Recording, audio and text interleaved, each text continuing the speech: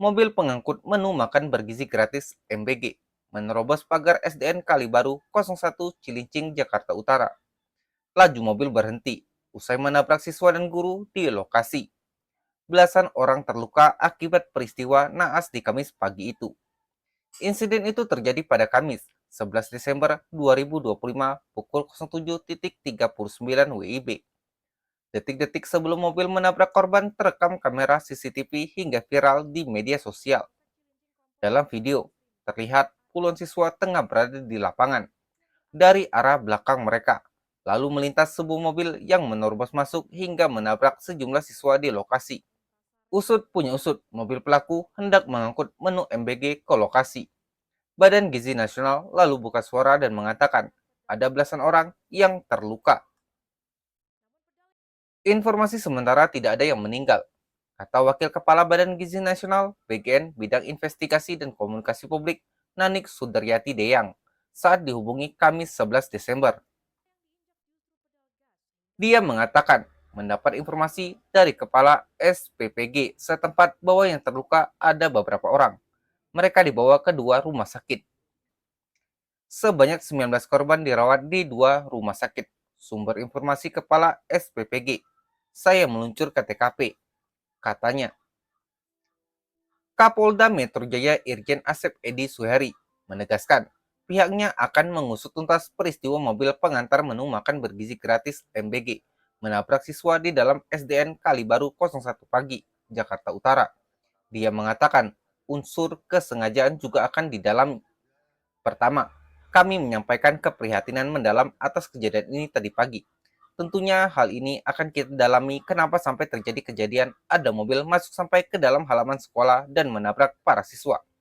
Kata Asep di Cilincing, Jakarta Utara, Kamis 11 Desember. Dia mengatakan, jajaran Ditreskrimun dan Ditlantas Polda Metro Jaya akan mengusut kasus ini. Dia menyebut, motif serta dugaan kesengajaan oleh sopir mobil tersebut akan didalami. Kita dalami motifnya apa, dan juga apakah ini kaitan dengan kecelakaan ataupun faktor kesengajaan, ujarnya. Dia mengatakan, Ditreskrimun ikut mengusut kasus ini karena kecelakaan bukan terjadi di jalan raya. Dia berharap korban yang terluka bisa segera pulih. Ini bukan jalan raya. Jadi saya turunkan Ditkrimun dan Ditlantas, ujarnya. Gubernur DKI Jakarta, Pramono Anung menyebut mobil itu memang rutin mengantar MBG. Namun hari ini mobil dikendarai sopir ganti. Mobil MBG itu memang setiap hari mengantar makanan di tempat itu, karena sopirnya ganti. Padahal pintunya tertutup. Mobil masuk dengan kecepatan yang tidak terkontrol, ujar Pramono di RSUD Koja Kamis 11 Desember. Peristiwa terjadi saat para murid sedang mengikuti kegiatan di halaman sekolah. Pagar sekolah disebut tertutup rapat. Namun kendaraan melaju dan menabrak kerumunan murid dan guru yang sedang berkumpul. Terkini, total korban tercatat 22 orang. Mereka menjalani perawatan di RSUD Koja dan RSUD Cilincing. Adapun sampai saat ini total yang dirawat atau yang mendapat perawatan 22 orang. 10 orang sudah rawat jalan, kata Kapolres Metro Jakarta Utara, Kombes Erik Frendis, kepada wartawan di Mapolres Jakarta Utara. Korban yang ditangani di RSUD Cilincing sebagian besar sudah bisa pulang dan menjalani rawat jalan. Sementara korban lainnya masih menjalani rawat inap dan insentif di RSUD Koja. Kemudian untuk korban saat ini yang dirawat di Rumah Sakit Cilincing ada 3 orang. Kemudian di Rumah Sakit Umum Daerah Koja ada 9 orang. Imbu dia. Wakil Kepala Badan Gizi Nasional (BGN) Sony Sanjaya menyampaikan permohonan maaf atas insiden mobil operasional makan bergizi gratis menabrak siswa di halaman sekolah SD di Cilincing, Jakarta Utara. Dia menyesalkan peristiwa tersebut terjadi.